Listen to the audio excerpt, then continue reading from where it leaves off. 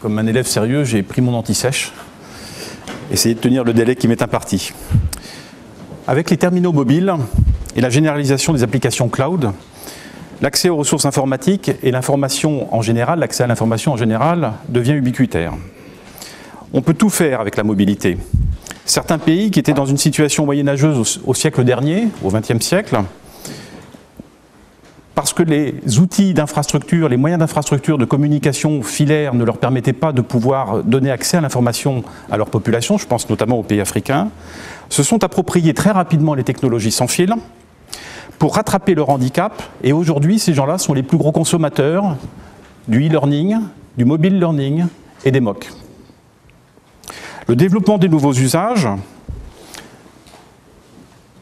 qui donne lieu à une innovation où l'innovation est un puissant fond, notamment avec les objets connectés, fait que le Anywhere, Anytime, Any Device, cher à certains parmi vous, et je puis observer, n'est pas qu'un effet de mode en fait. On devient tous addicts de ces usages. Alors concernant les réseaux sociaux, phénomène mondial et extrêmement important, auquel tout le monde n'a pas adhéré encore, notamment en France, je ne vous ferai pas croire que les réseaux sociaux sont nés avec le Web 2.0. En fait, la socialisation humaine remonte à la nuit des temps, à commencer par la famille, à suivre par le village et les communautés cultuelles, à suivre aussi par les associations professionnelles, les compagnons du Tour de France, les associations professionnelles, les professions réglementées, certaines faisant l'objet encore aujourd'hui de débats assez importants sur le plan sociétal. Voire pour d'autres, des associations philosophiques et philanthropiques comme la franc-maçonnerie. Certaines de ces communautés ont fait et font encore l'objet d'enjeux sociétaux très importants. Avec la première révolution industrielle, qui marque les débuts des moyens de transport de masse, les réseaux sociaux qui étaient limités au village jusqu'à maintenant ont commencé à changer d'envergure. Première révolution industrielle, la vapeur, développement du train. Là où on se contentait de socialiser sa relation avec les gens du village, on va passer à une autre dimension. Le département, les régions n'existaient pas encore.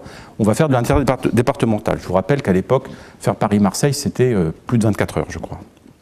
Deuxième révolution industrielle, le moteur à vapeur, banalisation de la voiture.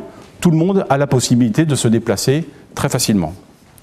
Au XXIe siècle, troisième révolution industrielle, celle de l'informatique. Les données changent et en fait, c'est le monde qui devient un grand village. On peut communiquer avec n'importe qui dans la seconde, dans l'immédiateté. Les blogs et les réseaux sociaux sont les agoras du XXIe siècle.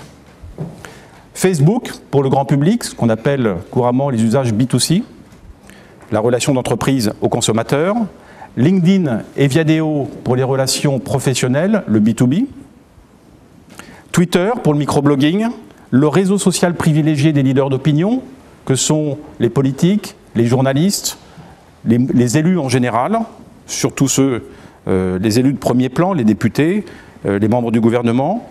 YouTube, réseau social de contenu, pour le meilleur, typiquement les cours du Collège de France sont disponibles en ligne sur YouTube, et pour le pire, et là je ne ferai pas la publicité de tristes événements qui sont mis en ligne et vite éliminés pour ce qui se passe au Moyen-Orient. Et puis, je ne pourrais pas oublier la société Scoopit, réseau social de curation, de partage d'informations, société qui a une très grande visibilité aux États-Unis, qui est devenue un partenaire de Google et qui a été créée par deux ingénieurs français, un INT et un polytechnicien, respectivement Marc Rougier et Guillaume Descugis. Gardez à l'esprit que sans Facebook et Twitter, le printemps arabe n'eût pas été ce qu'il a été. Il se serait au mieux déroulé totalement différemment, et probablement pas avec l'impact que l'on connaît aujourd'hui. Force est de constater aussi que le quatrième pouvoir n'est plus les médias. Preuve en est, Il n'y a pas un média papier, revue de presse en ligne, radio ou télévision qui ne fasse pas référence systématiquement ou quasi systématiquement aux médias sociaux. En fait, les médias sociaux 2.0 sont devenus la source d'information des médias traditionnels. Les avis et les opinions que les consommateurs lisent sur les réseaux sociaux vont influencer leur achat. Il faut savoir aujourd'hui que les acheteurs sur Internet font 60 à 100% de leur parcours commercial tout seuls. Quand vous achetez un livre en ligne, quand vous achetez un CD ou un DVD en ligne ou un produit en ligne, vous faites 100% de votre parcours commercial tout seul. Vous êtes influencé par les réseaux sociaux et parce que l'entreprise va publier sur ses produits et sur ses services. Mais l'influence des réseaux sociaux est extrêmement importante. Concernant le recrutement, les entreprises, notamment pour le recrutement des cadres, vont systématiquement googler les candidats à l'embauche. Et LinkedIn est la principale source d'information pour connaître la nature des personnes que l'on va devoir recruter ou que l'on va pouvoir recruter, notamment pour savoir ce qu'ils racontent et est-ce que ce sont des leaders d'opinion. Il ne s'agit pas seulement, on ne se contente pas de découvrir leur CV. On croit, enfin, la partie visible de l'iceberg sur les réseaux sociaux, c'est de voir le CV des candidats. Mais en fait, le plus important, c'est de regarder est-ce qu'ils sont leaders d'opinion, est-ce qu'ils sont proactifs. Et dans ce domaine-là, il faut constater que 90% des utilisateurs sont des suiveurs, sont des lecteurs simples, 9% sont des commentateurs et 1% sont des leaders d'opinion. Les 1% qui sont leaders d'opinion, un certain nombre de consultants, sont des gens qui publient sur leur blog. C'est la condition sine qua non pour être leader d'opinion. Les entreprises en France, de toute taille confondue, sont essentiellement présentes sur les réseaux sociaux professionnels via leurs salariés.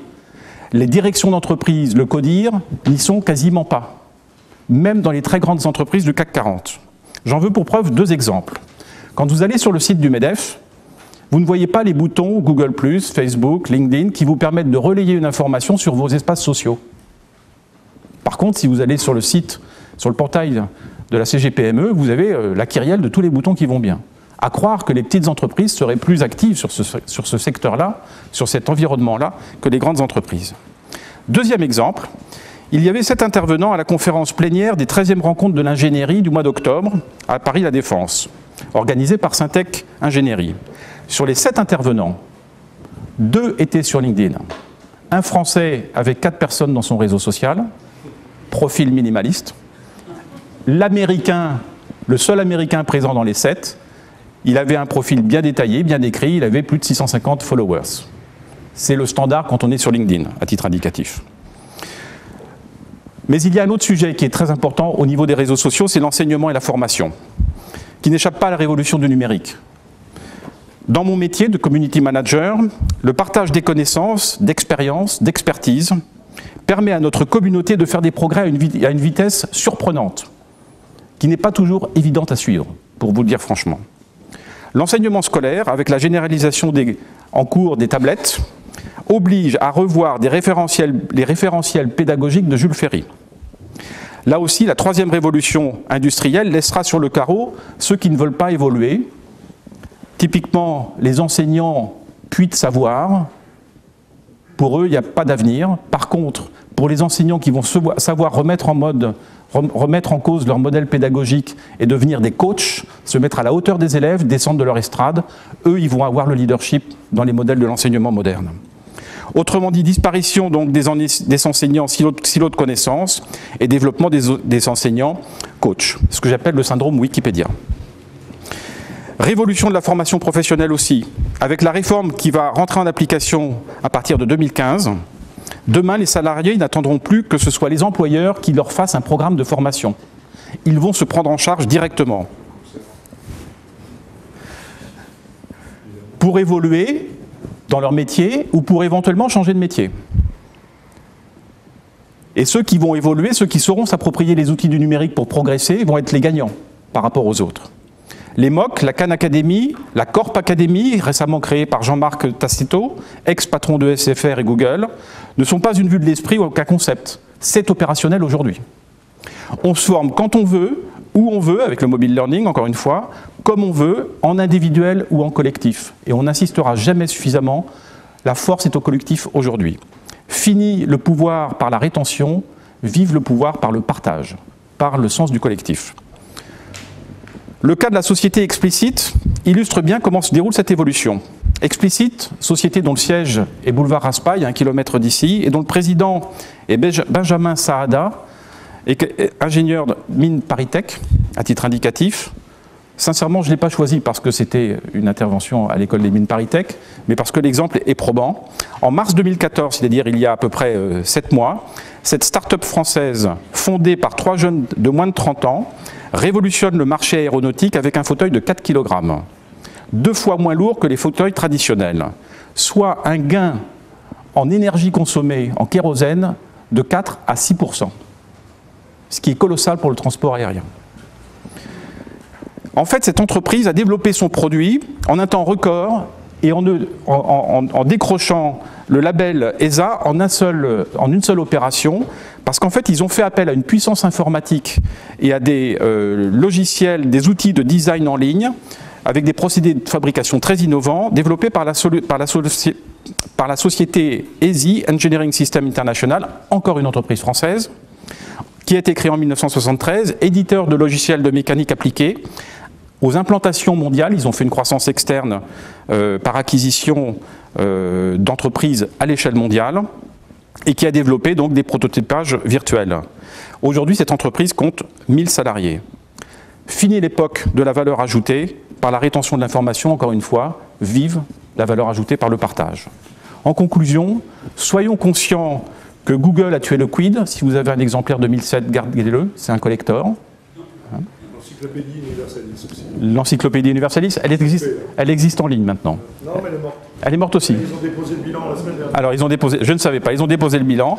Et comme l'appareil photo a tué une entreprise comme Kodak, l'appareil photo numérique a tué l'entreprise Kodak, je peux vous annoncer que les beaux jours du Wouzvou font partie du passé, même si les administrateurs des entreprises du CAC 40 sont encore protégés, les leaders d'opinion business sont désormais sur LinkedIn, les consultants en première ligne, avec Jacques Attali et ses 129 725 abonnés influenceurs en tête d'affiche. Merci.